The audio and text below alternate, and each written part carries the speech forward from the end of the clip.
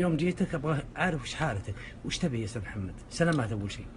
الله يسلمك. شوف يعني، يقول الشاعر العربي: كل ابن أنثى وإن طالت منيته يوما على آلة حدباء محمول.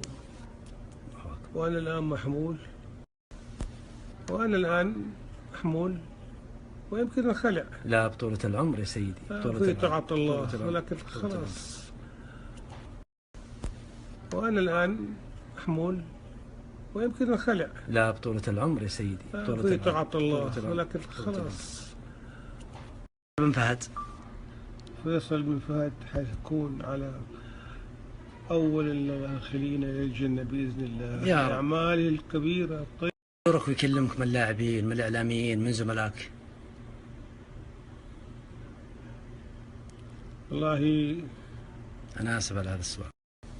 في الأيام الأخيرة أو السنتين الأخيرة ما زارني أحد، لا من إعلاميين ولا من زملاء دراسة ولا من. الآن أستاذ محمد، أنت إيش عندك الآن؟ شوف، أنا عندي بنت وهي عمرها 7 سنين، ولها مدة طويلة تعاني من موت دماغي. وين لا تتحرك في البيت. عندك هنا؟ عندي، نعم. تتغذى بس بمحلول من الحلق، من حلقة في فتحة تتغذى منها. لا حول ولا قوة إلا بالله. الله يشفيه. وزوجتي أم مريم أصابها السرطان أجاركم الله، ولم نجد بدا من شيل أحد ثدييها.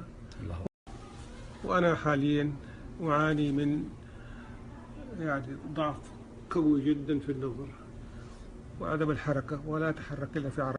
زي ما أنت شايف، أنت أظنك العربية دي اللي أنا شايفها في تحركاتي.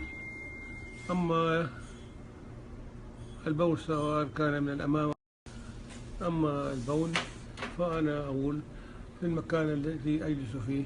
كما ترى أنت، هذه البوابة. الله يكرمك، الله يكرمك. وهذه. أيوة يا محمد. تحملت الديون الكثيرة جدا لسببين: بسبب مرض ابنتي ودخولها في غيبوبة، ومرض زوجتي بالسرطان اللعين الذي تسبب في إزالة أحد ثدييها. الله يا. أتوجه من جلستي هذه برسالة إلى الشاب وأمير الشباب محمد بن سلمان بن عبد العزيز أن ينظر لي بعين الرحمة والعطف، فأنا في أمس الحاجة، ومشكلتي هي علاج ابنتي وزوجتي، وعلاجي وتسديد ديوني قبل أن أوارث الثرى.